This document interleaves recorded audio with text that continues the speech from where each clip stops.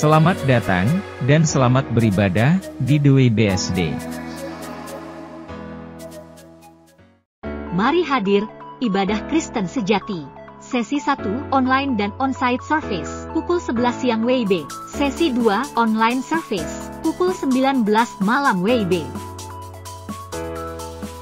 Mari beribadah bersama kami, baik secara on-site ataupun online.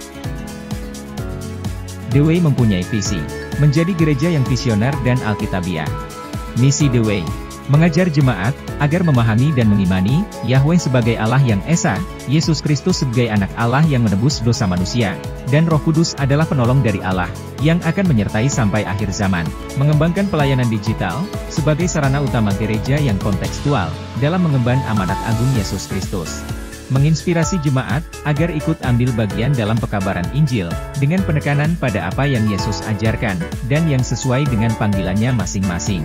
Mewujudkan jemaat yang memiliki iman yang kuat, dan mampu berapologet untuk membela imannya. Membangun jemaat yang punya perspektif hidup yang benar, seperti yang Alkitab ajarkan, sehingga akhirnya mampu mempersiapkan dirinya, untuk menghadapi kematian yang Tuhan tentukan nanti. Untuk persembahan dan perpuluhan, dapat disalurkan via barcode QRIS, atau transfer rekening terlampir. Jangan lupa untuk subscribe dan follow sosial media kami. Mari siapkan hati dan pikiran kita, selamat beribadah. Dalam hadirat Tuhan, rasa tenang hatiku. Kesanalah akan kubawa seluruh hidupkanku, ke dalam tangan-Mu lah kuserahkan. Kasih Bapa, ku percaya Bapa yang ku percayai tidak akan pernah tinggalkanku. Selalu memberi yang terbaik apa yang Dia miliki untuk anak-anaknya. Terima kasih Tuhan. Engkau ada bersamaku di setiap musim hidupku. Tak pernah Kau biarkan ku sendiri.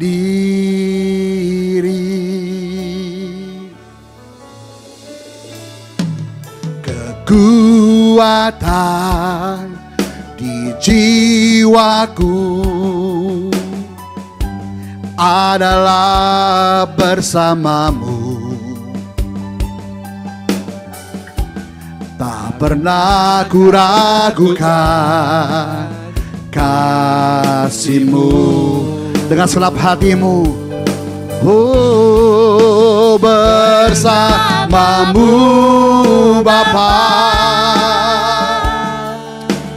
ku lewati semua perkenanan-Mu yang teguhkan hatiku.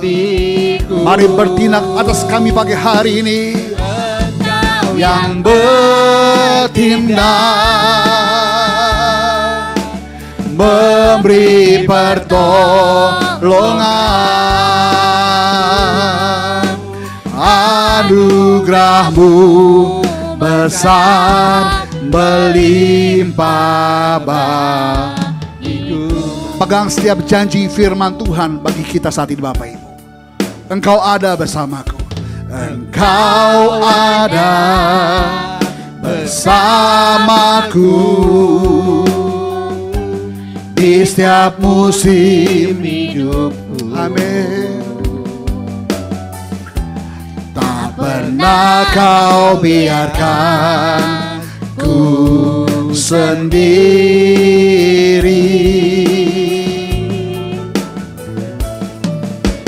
Kekuatan di jiwaku adalah bersama-Mu. Kerinduanku pagi hari ini ya Tuhan, tak pernah ku ragukan. Katakan kerinduan-Mu sama Bapa pagi hari ini. Oh, bersama-Mu Bapa, ku lewati semua perkenananmu yang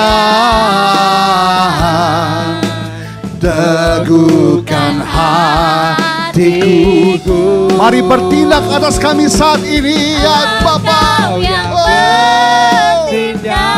Memberi pertolongan,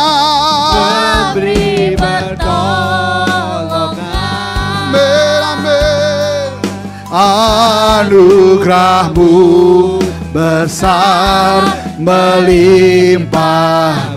Umat Tuhan saja bagi hari ini bersama-Mu, oh, bersama-Mu Bapa.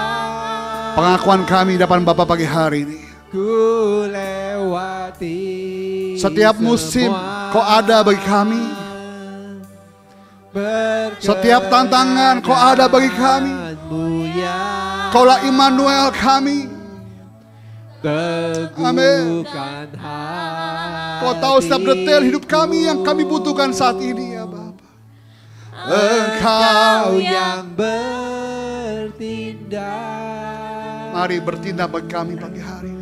Memberi pertolongan, anugerah-Mu kekal, anugerah-Mu besar melimpah. Berikan tepuk tangan sorak-sorai bagi Bapa pagi hari ini. Oh, bersama-Mu Bapa, ku lewati semua perkenanan-Mu yang teguhkan hati. Mari bertindak atas kami.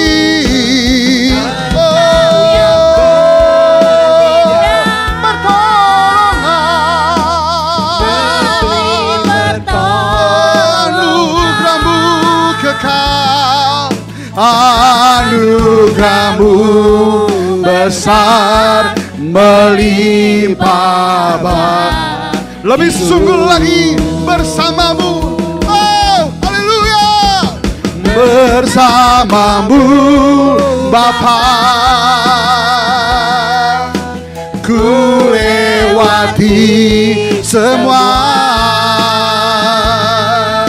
perkenanan-Mu yang teguhkan hatiku. Kau yang bertindak saat ini, Kau yang bekerja sebebas-bebasnya kami pagi hari ya Bapa.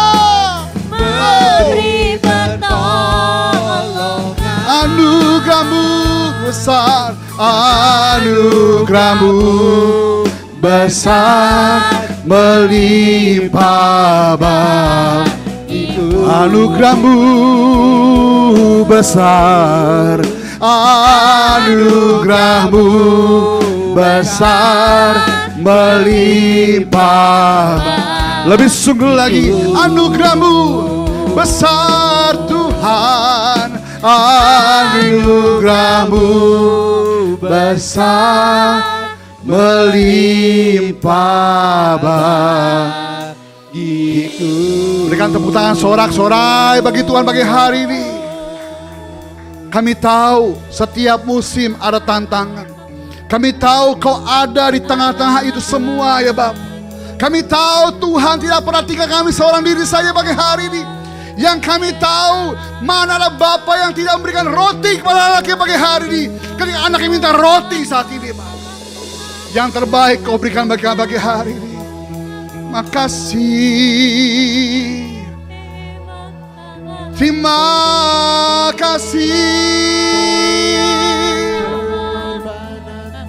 Ku berikan syukurku yang terbaik bagi-Mu Tuhan.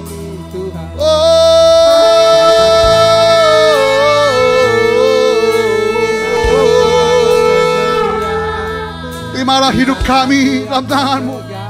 Terimalah sembah kami.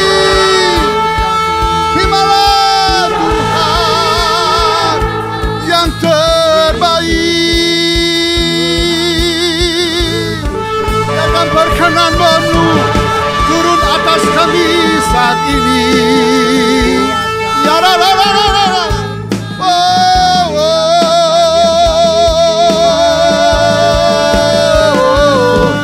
Kami mau bersyukur, kami mau bermasmur bagi-Mu Tuhan.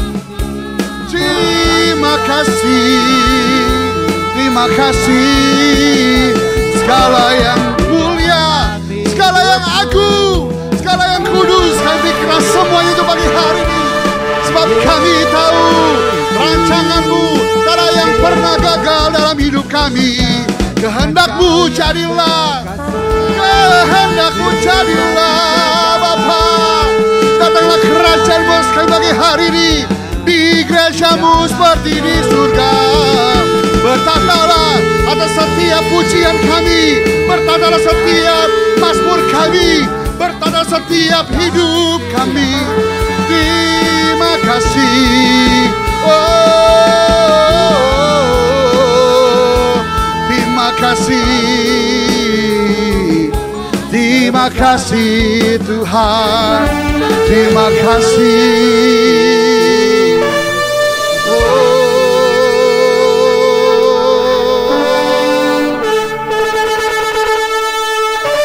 Ini waktu-Mu untuk kami pagi hari ini. Yang kami tahu bersama Tuhan kami sanggup berjalan. Kami akan terbang tinggi bersama-Mu pagi hari ini. Tantangan kami boleh kepakkan sayap kami seperti Raja Wali terbang tinggi bersama-Mu Tuhan. Kami tidak akan pernah takut akan apapun juga. Yang kami tahu kami menang bersama dengan Tuhan.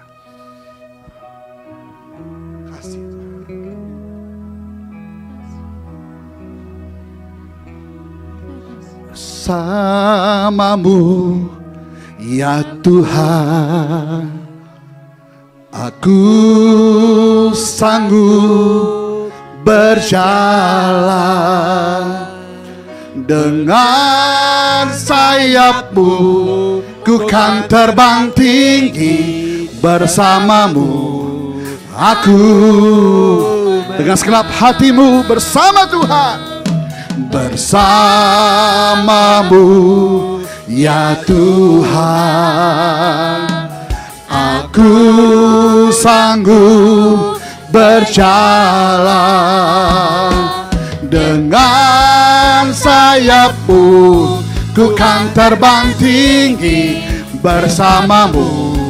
Aku dengan segenap hati-Mu bersama-Mu Tuhan.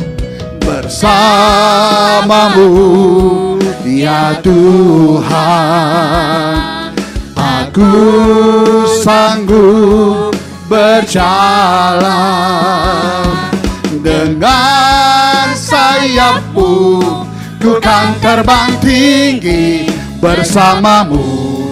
Aku dengan sayap-Mu, haleluya. Dengan sayap-Mu ku kan terbang tinggi bersama-Mu. Aku sekali lagi dengan sayap-Mu Tuhan. Dengan sayap-Mu ku kan terbang tinggi bersama-Mu. Aku menang.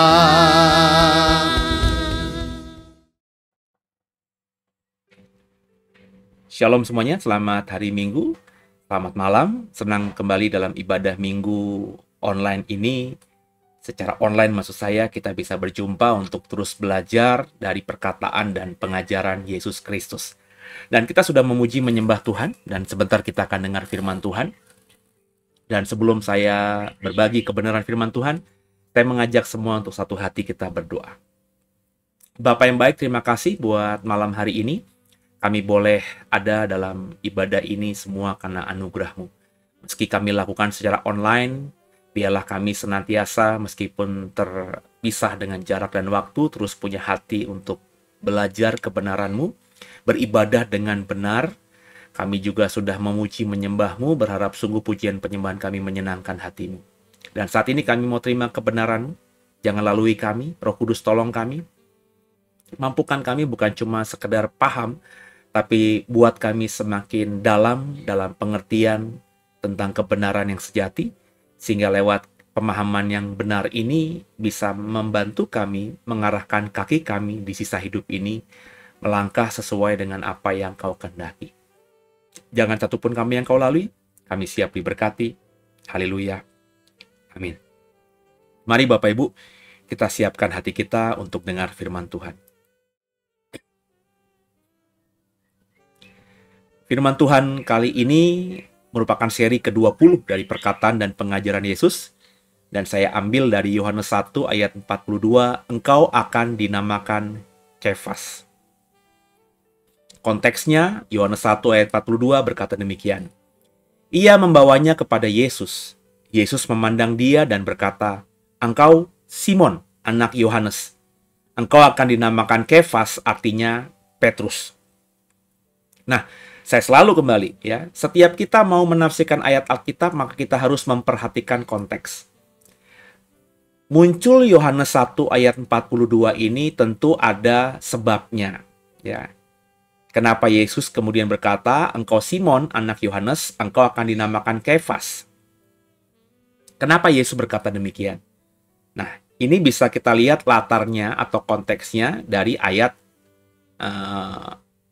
maafkan saya, Yohanes 1 ayat di atasnya ya. Ini teksnya belum saya edit, saya minta maaf ya.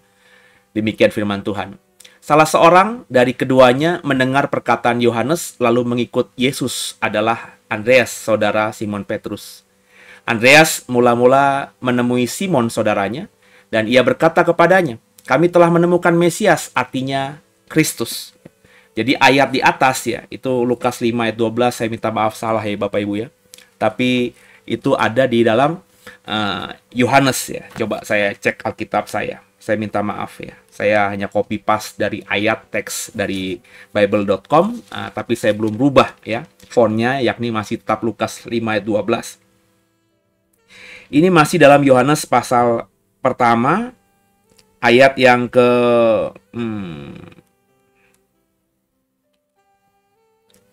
Sebentar Bapak Ibu ya, saya cek dulu ya. Oke. Dari ayat ke-48 Bapak Ibu. Jadi itu bukan Lukas 5 ayat 12, tapi Yohanes 1 ayat yang ke-40, maafkan saya. Ayat 40, 41, itu menjadi konteks dari teks di Yohanes 1, 42 ayat yang paling atas tadi. Dan ini merupakan perjumpaan perdana menurut Injil Yohanes antara Petrus dengan Yesus Kristus. Jadi Andreas pertama yang melihat Yesus, yang menemukan Yesus. Dan kita tahu Andreas itu adalah murid dari Yohanes Pembaptis. Andreas minta izin kepada gurunya Yohanes Pembaptis untuk mengikut Yesus, untuk mengiring Yesus, karena Yohanes Pembaptis berkata kepada Andreas salah satunya, bahwa Yesus itu adalah dia yang kukatakan akan datang setelah aku. Membuka tali kasutnya pun aku tidak layak. Jadi Yohanes Pembaptis mengglorifikasi Yesus Kristus, memuliakan Yesus, sehingga Andreas akhirnya minta izin kepada gurunya ini untuk mengikut Yesus. Karena mungkin saat itu Yesus belum punya murid. Andreas mengambil kesempatan ini. Kemudian dia tidak egois. Dia mengajak saudaranya yang namanya Simon Petrus. Ya. Andreas mengajak Simon saudaranya. Kami telah menemukan Mesias, yang artinya Kristus. Baru kemudian Simon ini dibawa kepada Yesus ya, di ayat 42. Dan kemudian Yesus berkata, engkau Simon, anak Yohanes. Engkau akan dinamakan Kefas, yang artinya Petrus. Inilah perjumpaan pertama antara Petrus dengan Yesus. Ya. Menariknya Bapak Ibu ya. Coba kita perhatikan lagi ya. Kalau kita baca di Yohanes 1 ayat yang ke 42, dikatakan Simon itu anak Yohanes. Benar ya Bapak Ibu ya? Tapi kalau kita perhatikan Matius 16 ayat 15 sampai 17 ya. Ada kalimat yang berbeda tentang jati diri Simon ini. Lalu Yesus bertanya kepada mereka, Tapi apa katamu? Siapakah aku ini? Jawab Simon Petrus. Engkaulah Mesias, anak Allah yang hidup. Kata Yesus kepadanya, berbahagialah engkau Simon anak Yunus, sebab bukan manusia yang mengatakannya itu kepadamu, melainkan Bapakku yang di surga. Ya. Jadi, kekasih Tuhan, biji mata Tuhan, ayat ini saya hubungkan dengan Yohanes 1 ayat 42. Karena apa? Karena beberapa hal yang nanti saya mau sampaikan kepada saudara. Ya. Nah, tapi dalam konteks slide ini yang ada di paparan saya bagikan kepada saudara. Di Yohanes 1 ayat 42, perhatikan ada Simon anak Yohanes. Sedangkan di Matius 16, Simon anak Yunus. Pertanyaannya mana yang benar? Simon itu, yang disebut kemudian Kefas atau Petrus itu, anak Yohanes atau anak Yunus? Ya, ini memang menjadi salah satu riak kecil lah ya di dalam Alkitab kita. Mana yang benar? Ada banyak jawaban, Bapak Ibu. Tentu setiap jawaban masih belum bisa kita berani pastikan ya. Kita harus mengakui bahwa ini adalah perbedaan. Jangan dibilang tidak berbeda itu ya. Dan kita harus melihat teks aslinya dalam artian teks pertama. Nah, problemnya meskipun kita bisa membaca teks Yunaninya, tapi teks Yunani yang ada kita miliki sekarang itu adalah terjemahan di abad-abad ke-8 atau abad ke-9 ya. Jadi tulisan berbahasa Yunani dalam hal ini teks Injil Matius yang asli itu sudah tidak ditemukan. Juga teks yang asli dari Injil Yohanes sudah tidak ditemukan lagi. Ya, jangan bilang ini wah ini berarti ada penghancuran dan lain sebagainya, ada niat jahat dari para murid untuk menghancurkan Injil yang aslinya atau Bapak Gereja dari Injil yang aslinya. Bukan begitu, karena memang saat itu Injil itu masih ditulis di atas alas atau kertas yang sangat sederhana. Ada dari perkamen, itu dari kulit binatang, ada juga dari papirus, dari kulit sejenis tumbuh-tumbuhan, ya, kulit pohon begitu, yang yang memang saat itu masih menjadi bahan kertas dalam konteks abad pertama atau abad sebelum abad pertama Masehi. Dan itu sangat rentan, Bapak Ibu. Ya, namanya juga bahan alam. Ya, kalau tidak diolah dengan bahan kimia tertentu, ya umurnya nggak sampai 100 tahun, 200 tahun pasti akan punah. Jadi Alkitab yang asli itu sudah punah, sudah hilang, sudah hancur. Itu bukan karena niat jahat dari orang Kristen abad-abad pertama, tapi memang karena kondisi kertasnya yang memang seperti itu, Bapak Ibu. Kan kita sering dapat tuduhan bahwa Alkitab yang asli itu sudah diganti, sudah dihanguskan, sudah dibuang, sudah dirubah, ya. Jadi Alkitab versi gereja, ya. Jadi Injil versi gereja, tapi Injil yang aslinya nggak berkata demikian, bla bla bla bla bla gitu ya. Nah, kita jangan langsung emosi gitu. Ya faktanya memang tulisan asli itu sudah nggak ada lagi, mau dibilang apa Bapak Ibu. Tapi kalau kita belajar sejarah dan juga belajar sedikit sains gitu ya, pakai akal budi sedikit aja, kita bisa menjelaskan karena memang bahan kertasnya itu bahan kertas yang saat itu masih sangat sederhana. Kalau bahan kertasnya sederhana, tintanya juga bukan tinta kimia, seperti tinta yang hari ini kalau kita pakai bisa awet sampai mungkin berabad-abad. Tapi kalau tinta zaman dulu ya masih bahannya alami, belum ada campuran apa-apa, jadi bisa kelihatan dengan jelas ya dalam kurun waktu beberapa puluh tahun akan pudar ya, diiringi paparan sinar matahari, kelembaban cuaca yang mempengaruhi kertas dan juga tinta yang menjadi alat untuk menulis itu, Bapak Ibu. Nah, pertanyaannya mana yang benar ini? Ya dua-duanya benar gitu. Kalau bagi saya ya. Apakah ada kesalahan? Bisa saja ada kesalahan penyalinan, ya. Ya, namanya salinan. Makanya saya bilang penyalinan itu bisa salah. Maka yang benar yang mana kalau salah penyalinan pasti? Ya, saya nggak tahu. Ya. Bisa saja Simon anak Yohanes yang benar, Simon anak Yunus itu salah salin, atau sebaliknya Simon anak Yunus yang benar, Simon anak Yohanes yang salah salin.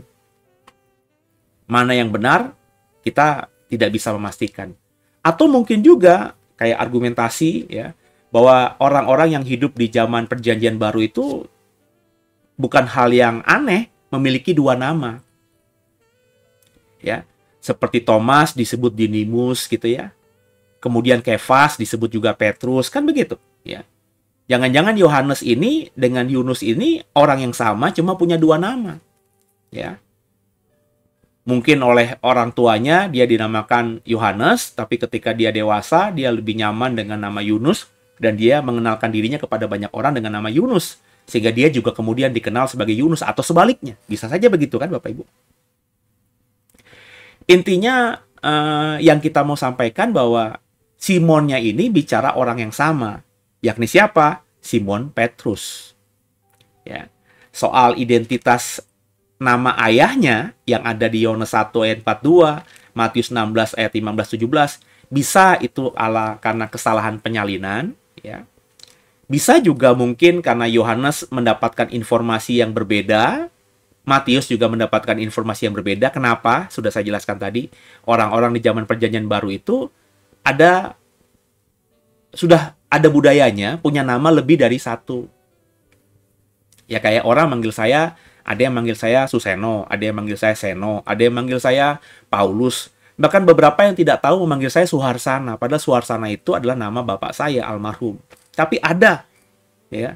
Saya tidak bilang banyak ya, tapi ada beberapa orang yang memanggil saya dengan panggilan Pak Suharsana gitu. Ya nggak apa-apa gitu ya. Kalian belum tahu gitu ya. Tapi setelah saya informasikan, ya ada yang manggil saya Paulus. Sekarang saya punya nickname namanya Pase. Itu juga nama saya.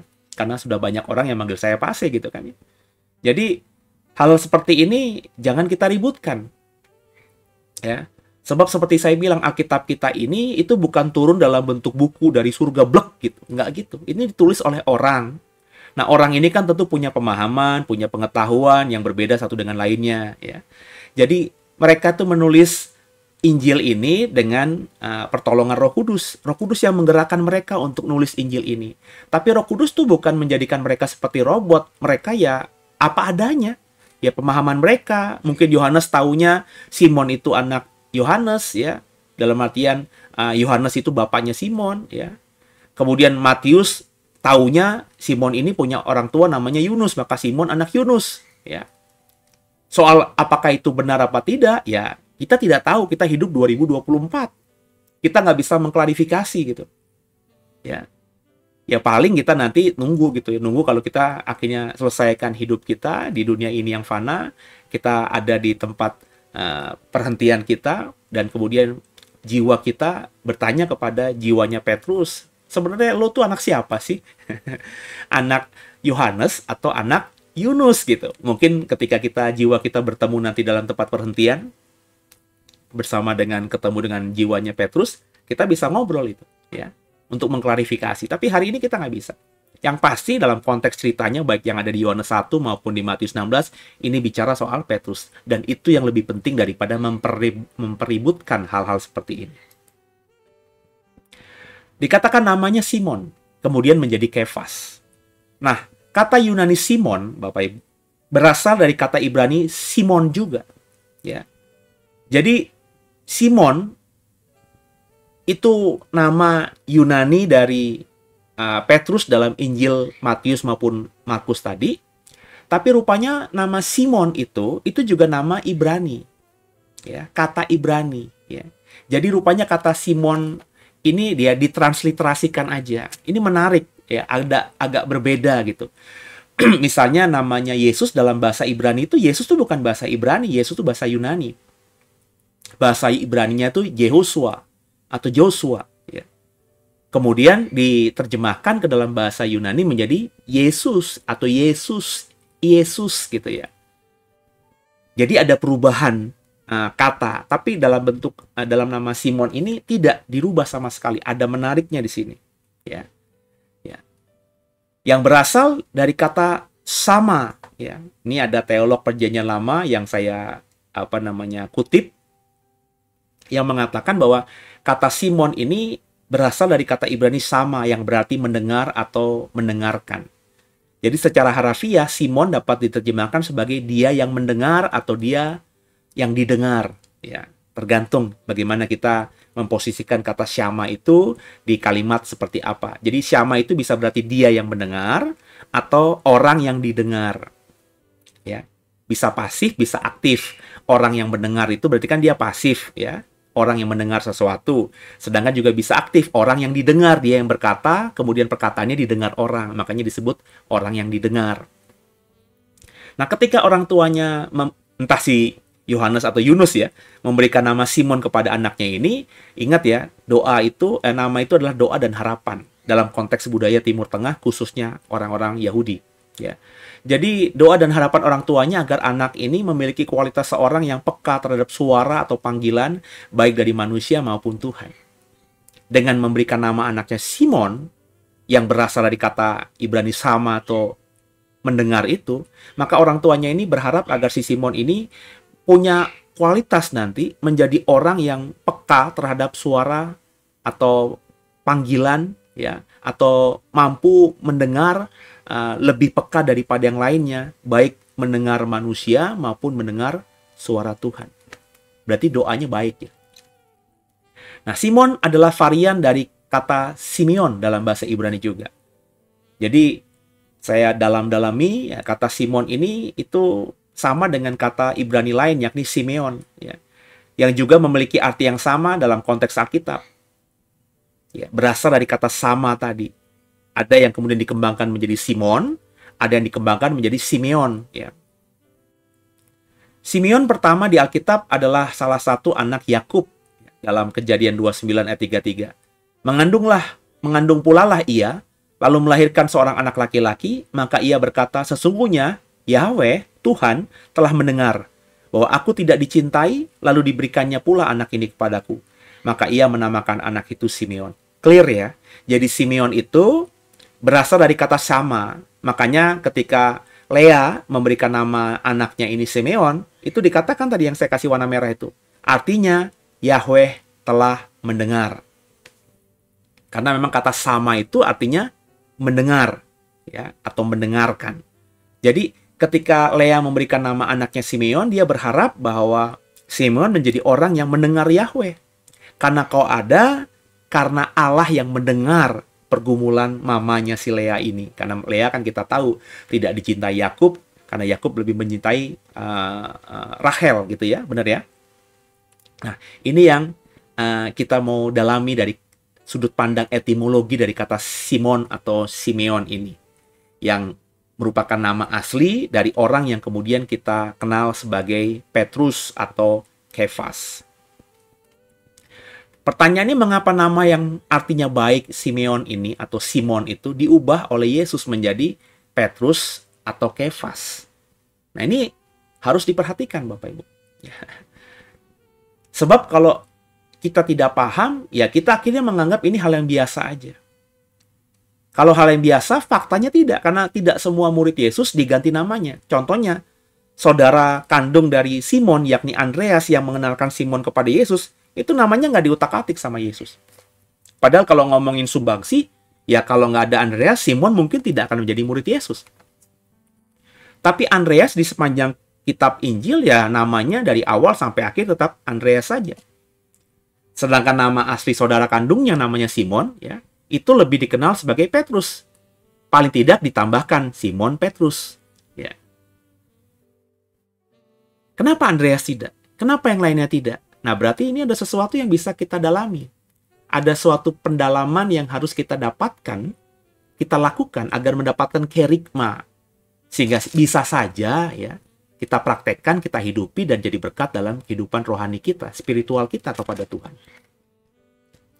Dari Simon menjadi Kefas atau Petrus. Nah, Kefas ini adalah bahasa Aram, Bapak Ibu. Sedangkan Petros adalah bahasa Yunani. Kefas dan Petros ini adalah kata kembar. Satu kata Aram, Kefas kata Aram, Petros itu kata Yunani yang memiliki arti yang sama, yakni batu atau batu karang. Tepatnya batu. Petros itu batu, Kefas itu batu. Kefas itu bahasa Aram, Petros itu bahasa Yunani. Paham ya?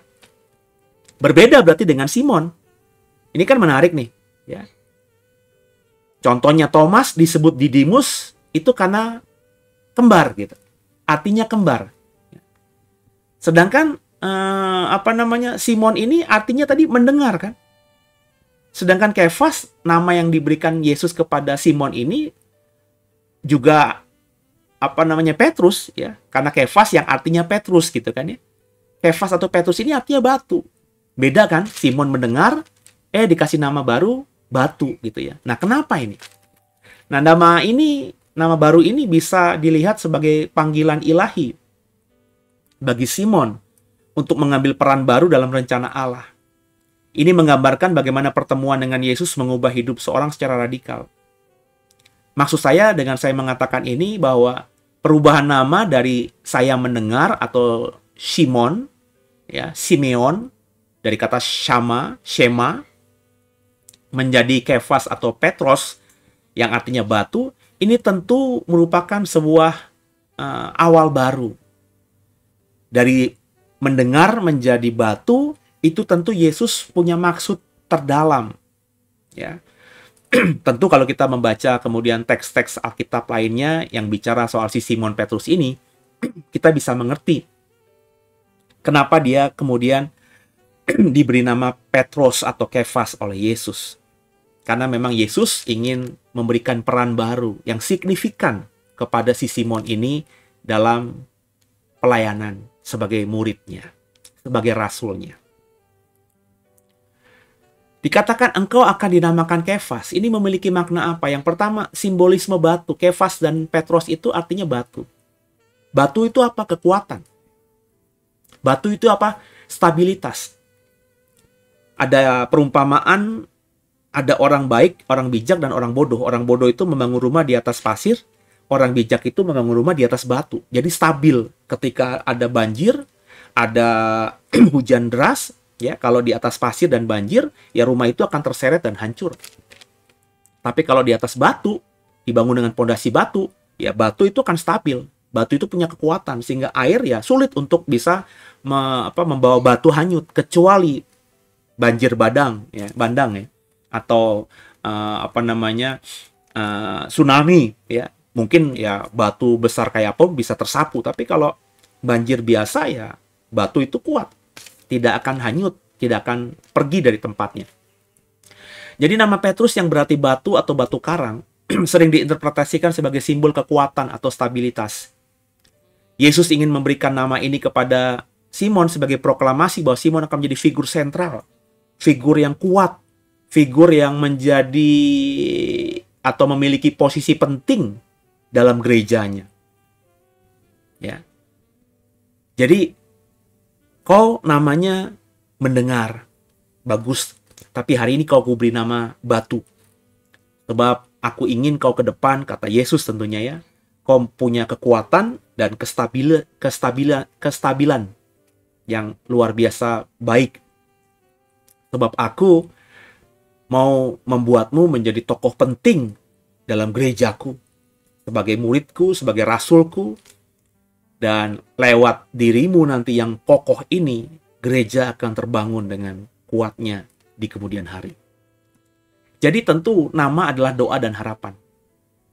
Dengan Yesus memberikan nama Simon Petrus atau Kefas atau batu, tentu punya makna yang seperti yang saya sampaikan tadi.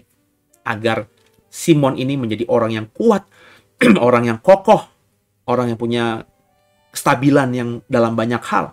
Sehingga lewat hidupnya nanti dia akan berdampak luar biasa bagi gerejanya Yesus yang sedang dibangun oleh Yesus. Kemudian juga dasar gereja. Ya, banyak teolog mengaitkan nama Petrus dengan pernyataan Yesus dalam Matius 16 ayat 18 yang saya sudah kutip tadi.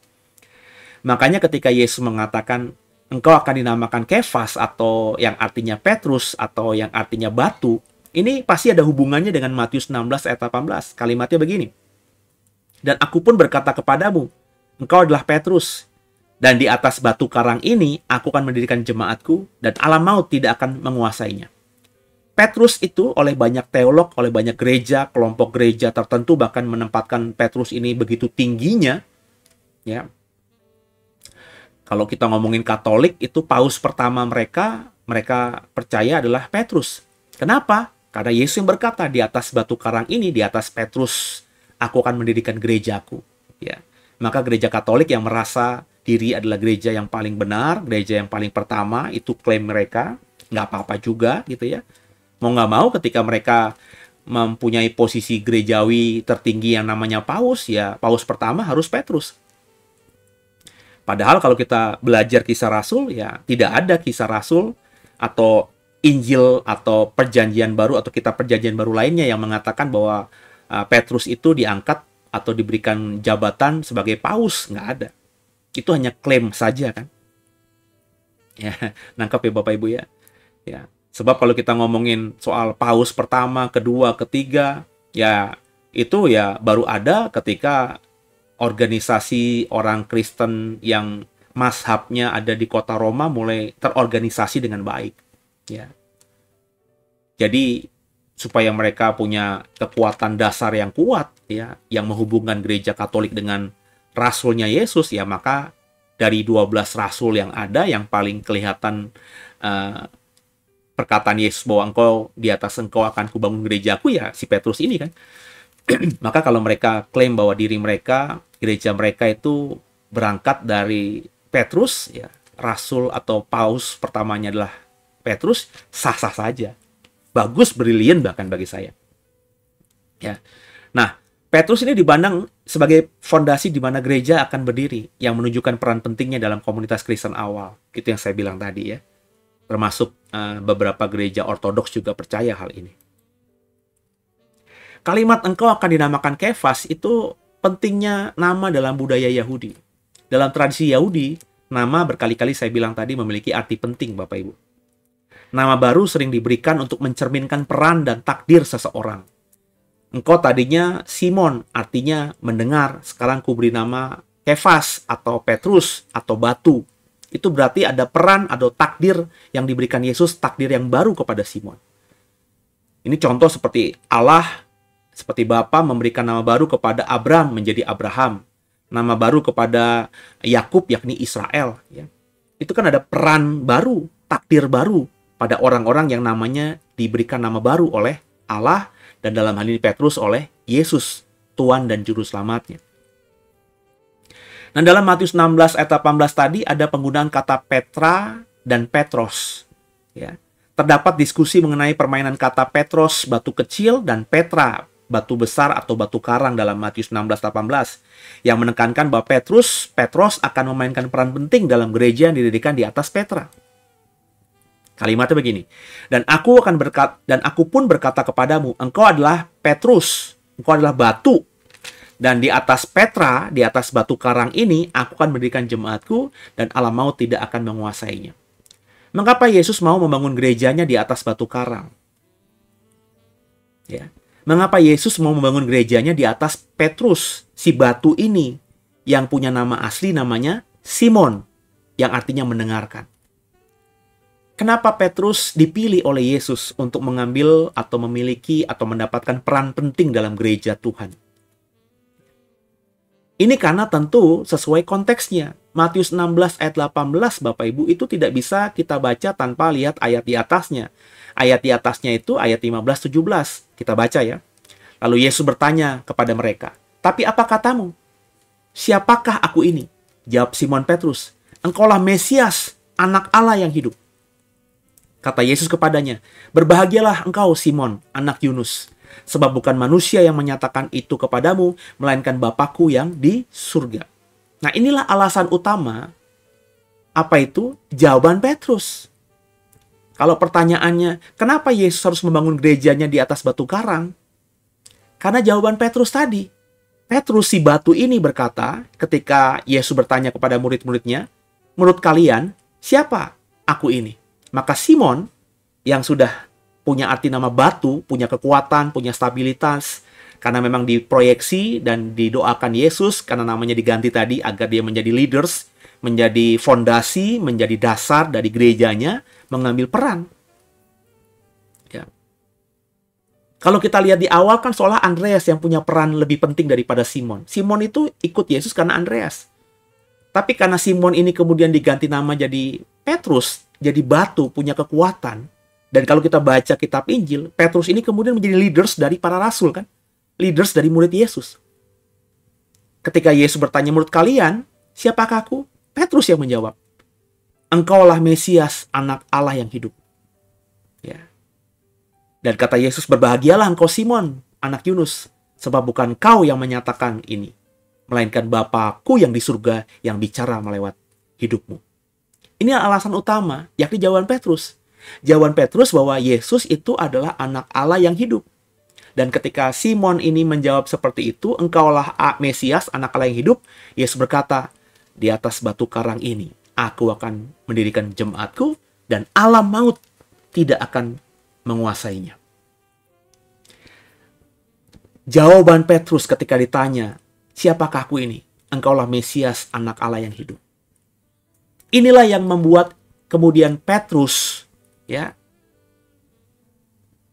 diminta Yesus dalam konteks bahasa tadi, aku akan mendirikan jemaatku di atas batu karang ini. Batu karang itu apa? Pernyataan iman si Petrus ini bahwa engkaulah Mesias, anak Allah yang hidup. Di atas batu karang ini, di atas Petra ini, aku akan mendirikan gerejaku dan alam maut tidak akan bisa menguasainya. Batu karang apa?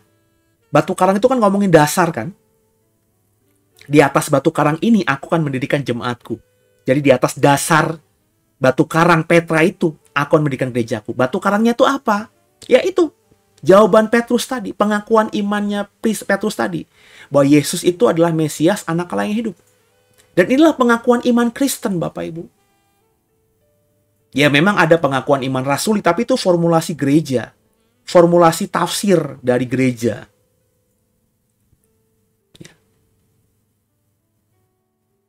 Itu yang menciptakan adalah gereja di abad keempat dalam konsili-konsili itu. Makanya muncullah pengakuan iman rasuli dan seterusnya. Tapi pengakuan iman rasuli itu tidak ada di Alkitab kita. Yang ada itu adalah pengakuan iman Kristen dalam ucapan Petrus ini. Sehingga ketika dia berkata, Yesus kaulah Mesias, anak Allah yang hidup, kemudian Yesus merespon, nah di atas batu karang inilah aku akan mendirikan gerejaku. Di atas pernyataan bahwa aku adalah Mesias, anak Allah yang hidup inilah aku akan mendirikan gerejaku. Nah inilah pengakuan iman Kristen. Inilah alasan Yesus berkata, di atas batu karang ini aku akan mendirikan jemaatku dan alam maut tidak akan menguasainya. Batu karang gereja. Gereja itu bicara mengenai kita orang percaya dan juga komunitas orang-orang Kristen pengikut Yesus. Apa dasar iman kita? Yesus adalah Mesias. Mesias itu apa maksudnya? Raja. Ya kan? Mesias itu kan raja. Orang-orang di zaman perjanjian baru tuh mengharapkan Mesias kembali hadir. Yakni dari garis Daud. Karena memang memang Allah menjanjikan bahwa tahta Daud tidak akan pernah diambil dari darahnya. Maka yang menjadi Mesias atau menjadi raja bagi Israel, ya harus punya darah Daud. Maka ketika Petrus mengatakan, engkaulah Yesus, engkaulah Mesias, maka Petrus secara proklamasi mengatakan bahwa kaulah rajaku. Yang harus kusembah dan kulayani. Kan kurang lebih begitu. Dan kalimat berikutnya, anak Allah yang hidup. Inilah pengakuan iman. Itu kenapa ketika saya dicerahkan oleh Roh Kudus ketika saya menggumuli tentang topik Tritunggal itu, saya akhirnya mengatakan bahwa Yesus itu bukan Allah. Pengakuan iman bahwa Yesus itu Allah, pengakuan iman yang kurang tepat. Nggak ada gitu kalimat di Alkitab, Yesus itu adalah Allah. Yang ada, Yesus itu adalah anak Allah. Dan ini pengakuan iman yang keluar dari mulut Petrus, sehingga kemudian Yesus berkata bahwa di atas batu karang inilah, di atas dasar pengakuan iman inilah, aku akan mendirikan gerejaku.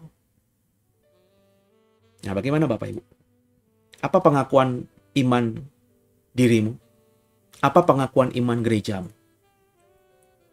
Kalau kau masih mengatakan bahwa pengakuan iman saya Yesus adalah Allah yang menjadi manusia, atau Allah sendiri, silakan di cross check dengan pengakuan iman Petrus, di mana Yesus kemudian meresponnya bahwa di atas pengakuan inilah, di atas batu karang inilah, aku akan mendirikan gerejaku. Jadi gereja Tuhan itu harus dibangun di atas dasar pengakuan iman bahwa Yesus adalah Mesias Raja dan anak Allah yang hidup. Bukan Allah, anak Allah yang hidup. Ya. Saya hanya mengajarkan apa yang teks Alkitab katakan. Saya kembalikan kepada saudara. Kalau saudara tetap beriman, pengakuan imanmu Yesus adalah Allah, ya monggo, silahkan. Cuma kalau kau mau mendengarkan saya, percaya kepada saya, jangan aminkan dulu. Gumuli lagi teks Alkitabnya. Ya. Buka lagi terjemahan-terjemahan yang lainnya. Bawa dalam doamu bersama dengan Roh Kudus. Silahkan. Sebab saya menemukan ini, meskipun teksnya berkata demikian, kan punya pemahaman seperti ini itu kan butuh proses panjang. Karena saya juga dulu percaya bahwa Yesus adalah Allah. Itu yang diajarkan oleh orang tua, itu yang diajarkan oleh gereja, pendeta kepada saya dari saya kecil, sekolah minggu, sampai saya usia di awal 40-an kemarin. Pergumulan panjang, Pak.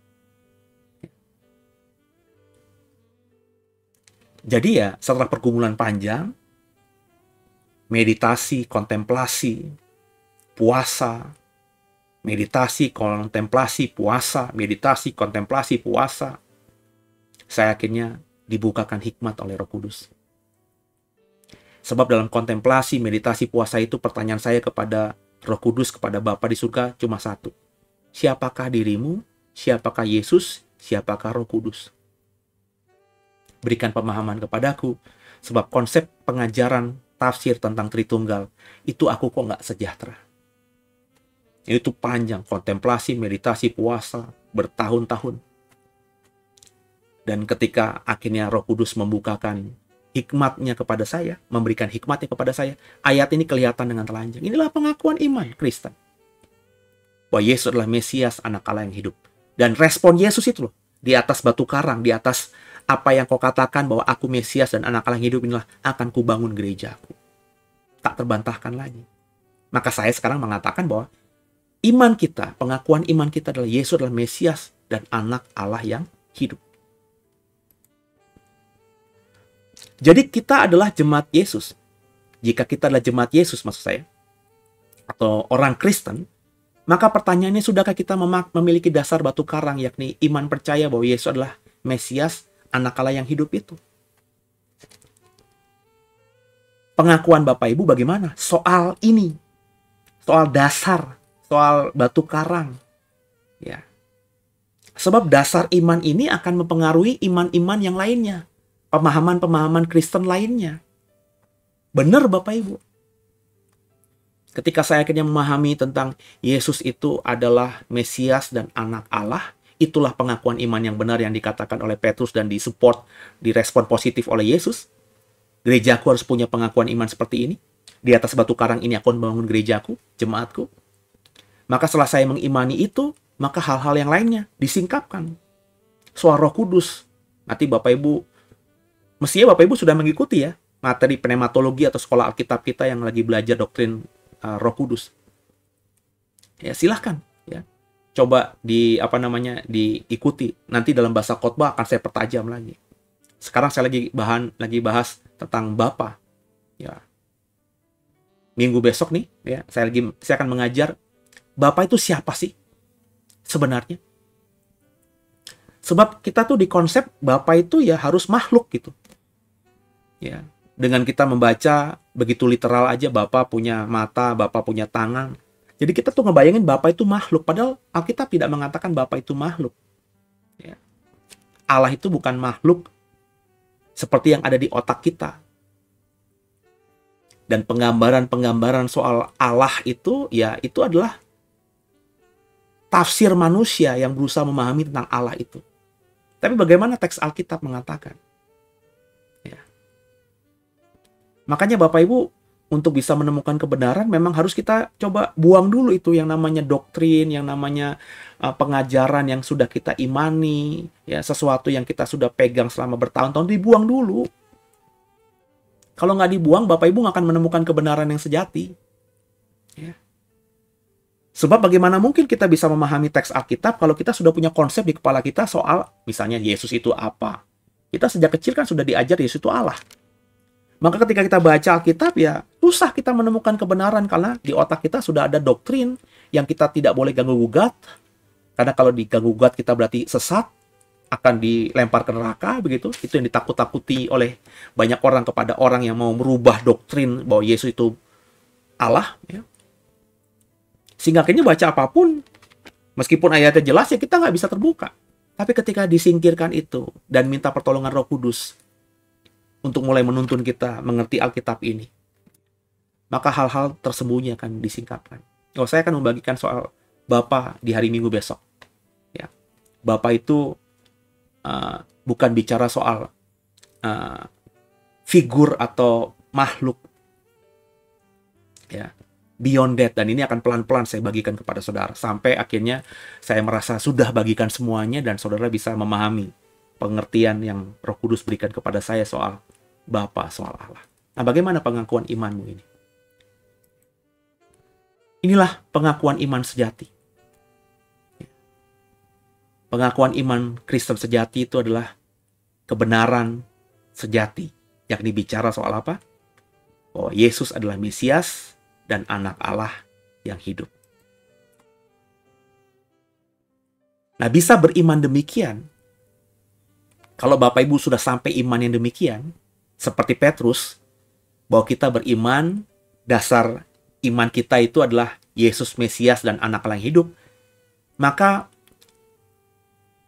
kita harus sadari bahwa itu bukan karena kepintaran kita. Sebab ketika Petrus berkata, engkaulah Mesias, anak Allah yang hidup. Apa kata Yesus?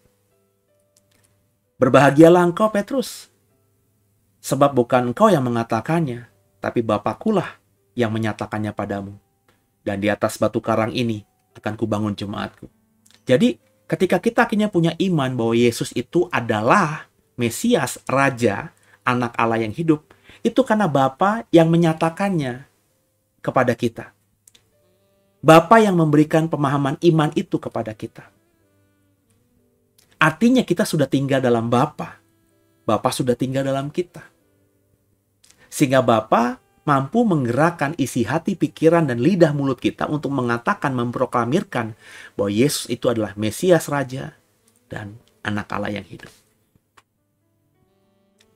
Jadi seperti sekarang saya sangat yakin bahwa Yesus bukan Allah, tapi anak Allah.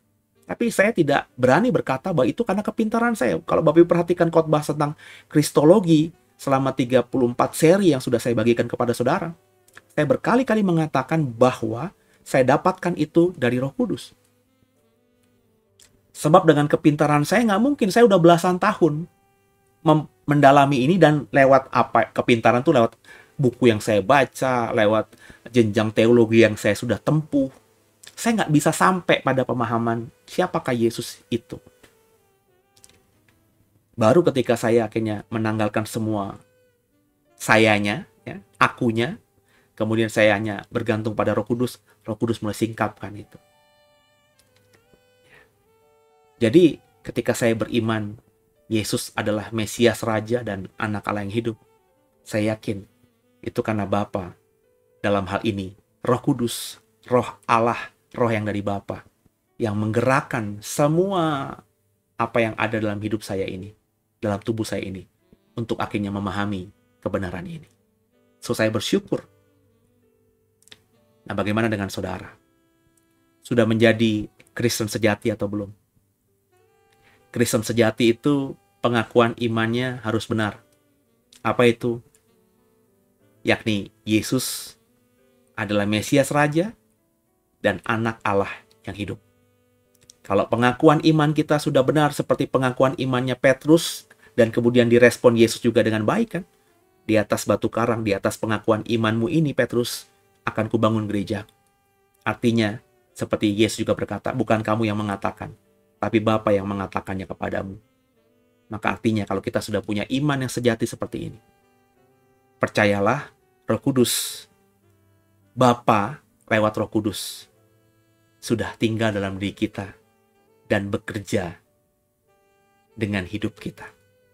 Semoga dengan hal itu, ke depannya kau bisa mendengar lewat telinganya Bapa, kau bisa melihat dengan matanya Bapa, kau bisa berkata-kata, berucap dengan mulut dan lidahnya Bapa, sehingga akhirnya hidupmu mencerminkan Bapa yang kau sembah. Dan lewat perkataan dan pengajaran Yesus yang kita dalami di minggu sore ini. Jadi perkataan yang receh. Ya, ini kan jarang sekali dikotbahkan atau jadikan tema khotbah. Kalimatnya cuma, engkau akan kunamakan Kefas. Kita bisa mendapatkan kebenaran. Ternyata Petrus ini memang dipilih. Dan dengan diberi nama Kefas atau Petrus dihubungkan dengan Matius di Injil yang lain, kita mengerti kenapa Petrus itu berkaitan dengan Petra. Batu ini berkaitan dengan batu karang. Karena gereja harus dibangun di atas batu karang. Supaya ketika ada badai, banjir, apapun, gereja tetap kokoh.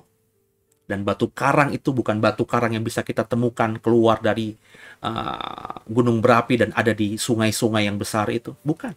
Batu karang iman kita adalah pengakuan iman bahwa Yesus Kristus kita adalah Mesias, Raja kita, dan anak Allah yang hidup. Kalau kau sudah sedemikian, percayalah, itu yang membuatmu sedemikian adalah Roh Kudus. Tinggal kita terus maintenance iman kita ini, sehingga semakin hari kita semakin serupa, segambar, bukan saja seperti Yesus, tapi hidup kita semakin menyenangkan hati Bapa di surga. Semoga diberkati dan senang berbagi firman Tuhan di minggu sore ini. Bapak Ibu, saya undang untuk mau lebih dalam lagi memahami saya, pengajaran saya, apa yang Roh Kudus berikan kepada saya. Bapak Ibu bisa jadi member dari channel YouTube The WBSD ini. Setiap hari saya dari Senin sampai Sabtu saya akan berbagi materi untuk saudara, untuk member. Ini nggak saya publish untuk umum, hanya untuk member. Murah sekali Bapak Ibu ya, nggak mahal. Saya tujuannya bukan untuk nyari uang, tapi saya bikin member ini karena saya ingin yang mau belajar itu dari saya ya benar-benar orang yang mau siap korban. Meskipun hanya sekitar nggak sampai 50.000 per bulan, tapi paling tidak dengan Bapak Ibu siap korban dengan nominal yang kecil itu, saya tahu Bapak Ibu memang mau belajar dari saya, mau mendengarkan saya. Ya, sebab saya nggak butuh banyak yang mendengarkan. Ya, beberapa orang saja kalau serius mau mendengarkan, dan beberapa orang itu sudah bergumul dengan Roh Kudus dan percaya dengan saya dan apa yang saya ajarkan, saya percaya surga akan bersorak-sorai. Dan saya berharap sungguh saudara yang mau mendengarkan saya kemudian juga menjadi guru dan mengajar banyak orang lainnya. Jadi silakan jadi member, pasti akan memberkati saudara setiap hari loh Bapak Ibu. Ya, saya akan ada dan semoga karena saya membaginya dengan program-program yang berbeda, tentu Bapak Ibu tidak akan mungkin bosan karena materinya berbeda. Selain itu, dalam program reguler, juga setiap hari, Senin, Selasa, Rabu, Kamis, Jumat, Sabtu, ada program-program yang free. Kalau ini bukan member, free diberikan kepada saudara. Jadi intinya kalau Bapak Ibu subscribe channel YouTube The WBSD, terus sering kasih like, ya pasti dapat notifikasi setiap hari memunculkan program baru. Dan kalau Bapak Ibu ikuti pengajaran dari siapapun yang ada di program reguler, ya dari rekan-rekan sekerja yang ada di The Way, pasti juga akan memberkati saudara. Gitu ya saudara ya. Tundukkan kepala, kita doa. Bapak yang baik, terima kasih buat minggu ini kami belajar satu lagi dari perkataan dan pengajaran Yesus. Meskipun kalimatnya sederhana, engkau akan kunamakan Kefas yang artinya Petrus, ternyata ada makna tersembunyi di dalamnya. Dari ayat ini kami belajar bahwa ini bicara soal pengakuan iman sejati, iman Kristen sejati, yakni Yesus adalah Mesias, anak Allah yang hidup. Tolong kami Roh Kudus, kalau ini adalah kebenaran, mampukan kami bukan cuma cakap mendengar, tapi cakap juga mengimani dan juga mengaplikasikannya dalam ekspresi iman kami sehari-hari. Dan sebagai ucapan syukur, di minggu ini, dalam ibadah ini, kami ingin memberikan persembahan syukur kami. Kami mau belajar untuk latihan dalam beribadah. Beribadah itu harus bukan saja mendengarkan firman, datang beribadah kepada Tuhan, tapi juga harus memberikan persembahan syukur kepada Tuhan. Lewat gereja di mana kami diberkati, lewat The Way ini. Maka kami mau melatih hidup kami, tubuh kami ini untuk memberikan persembahan. Karena kami percaya kalau kami punya latihan-latihan yang baik, maka kami akan sampai pada kebenaran yang sejati. Maka terimalah persembahan syukur kami ini. Kami ingin memberikan persembahan syukur, kuduskan rupiah kami, tangan kami. Beberapa kami ingin mengembalikan persepuluhan kepadamu lewat The Way. Beberapa kami ingin mengembalikan juga atau memberikan persembahan buah sulung kami lewat The Way. Tuhan kuduskan semuanya, sehingga lewat persembahan kami ini seperti dupa yang harum yang menyenangkan hati Bapa. Sebab itulah kerinduan kami, lewat apa yang kami lakukan dalam keseharian kami sampai akhir kami. Semuanya menyenangkan Bapa. Dan berkati, agar lewat persembahan ini pelayanan The Way semakin dahsyat dalam Tuhan. Kami mau jadi rekan-rekan sekerja yang bisa mensupport pelayanan The Way ini dengan apa yang bisa kami beri. Dan kami percaya dengan kami berkolaborasi, dampaknya akan banyak kebenaran yang sampai kepada banyak orang, sehingga banyak orang yang bertobat dan nama Tuhan dipermuliakan. Terima kasih Bapak buat segalanya, kami siap memberi. Haleluya. Bapak Ibu, siapkan persembahanmu, beri yang terbaik, apa yang kau tabur itu yang kau tuai, ukuran yang kau pakai untuk mengukur akan diukurkan kembali kepadamu. God bless you.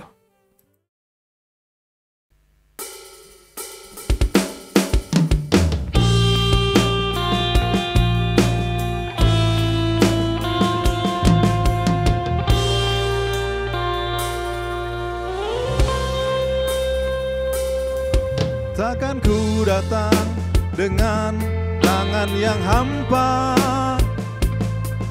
kan ku bawa yang terbaik bagimu. Dengan segenap hati kan aku nyatakan rasa syukurku untuk kebaikanmu. Takkan ku datang dengan tangan yang hampa, kan ku berikan tubuh, roh, dan jiwaku. Di atas mesbamu kan aku korbankan yang ku miliki semuanya untukmu. Ini persembahanku, ucapan syukurku, seluruh hidupku kan ku berikan bagimu. Tuhanku, sucikanlah persembahanku, jadi dupa yang harum menyenangkanmu. Tuhanku, terimalah. Terima kasih buat persembahan saudara. Biarlah Tuhan yang memberkatimu ketika kau memberi yang terbaik dengan sukacita, pasti tidak akan kembali dengan sia-sia. Dan kita akan akhiri ibadah malam kita ini. Tidak lupa kembali saya mengajak semua untuk terus belajar bersama. Selain ada program-program yang sudah saya berikan tadi, itu program di YouTube. Saya setiap hari juga live pagi-pagi sekitar jam 7 di Instagram dan juga TikTok. Cuma TikTok mungkin akan tunggu waktu beberapa hari lagi karena kami sudah live beberapa hari ya. Ternyata ada yang entah melaporkan atau apa gitu, saya nggak tahu lah salahnya di mana. Sehingga kami tidak bisa live dulu untuk beberapa saat. Ya udah, kita ikutin aja lah ya.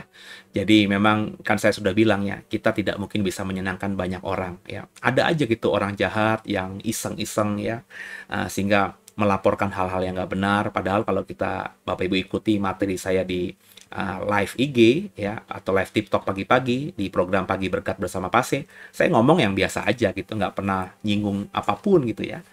Jadi kita hanya mendengarkan renungan pagi yang Roh Kudus taruhkan remanya kepada saya untuk saya bagikan.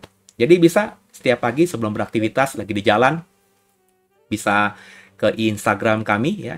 Ini Instagramnya masih salah ya, bukan theway.id tapi theway.bsd ya. Kita sudah rubah jadi theway.bsd Instagram kita, dan juga ada TikTok juga nanti dirubah Bapak Ibu ya. Jadi bisa di follow Instagram kita ya. Nanti setiap pagi ada live dari kami. Gitu ya Bapak Ibu ya. Dan semoga apa yang kami lakukan ini bisa membuat iman saudara semakin bertumbuh setiap hari lebih lagi. Mari tundukkan kepala kita doa. Mengucap syukur Tuhan buat segalanya. Kami boleh ada di penghujung ibadah kami ini. Terima kasih buat firman-Mu. Kami diingatkan kembali bahwa kami harus punya iman, pengakuan iman yang sejati.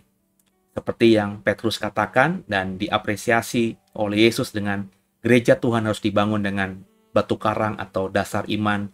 Yesus adalah Mesias dan anak Allah yang hidup. Makasih buat segalanya. Mampukan kami bukan cuma cakap jadi pendengar, tapi sekali lagi cakap jadi pelaku firman. Maka berkati semua yang sudah bersama dengan kami, berkati semua tangan-tangan yang sudah memberikan persembahan syukurnya lewat The Way, mengembalikan persepuluhannya kepadamu Bapa lewat The Way. Berkati mereka lebih dahsyat lagi. Beberapa kami juga ada yang sudah mensupport juga lewat doa, lewat dukungan dana dalam bentuk di luar persembahan. Berkati semua yang sudah mendukung pelayanan The Way ini. Dan biarlah kami semua jadi rekan sekerja yang mengambil bagian bekerja sama dalam melayani Tuhan sesuai dengan panggilan kami masing-masing. Dan kami percaya apa yang kami lakukan setiap hari di sosial media, di Instagram, di TikTok, di Facebook, di YouTube, dan juga program membership dalam pengajaran yang lebih dalam lagi, biarlah itu bisa membuat beberapa orang mengenalmu dengan dahsyat Bapa, sehingga mereka bisa mendedikasikan sisa hidup mereka untuk melayanimu dengan menjadi guru, mengajar banyak orang, sehingga nama Tuhan dipermuliakan. Terima kasih buat segalanya, terima kasih buat segalanya, terima kasih buat segalanya. Dan kami mau percaya bahwa minggu yang baru ini, pertolonganmu nyata atas kami.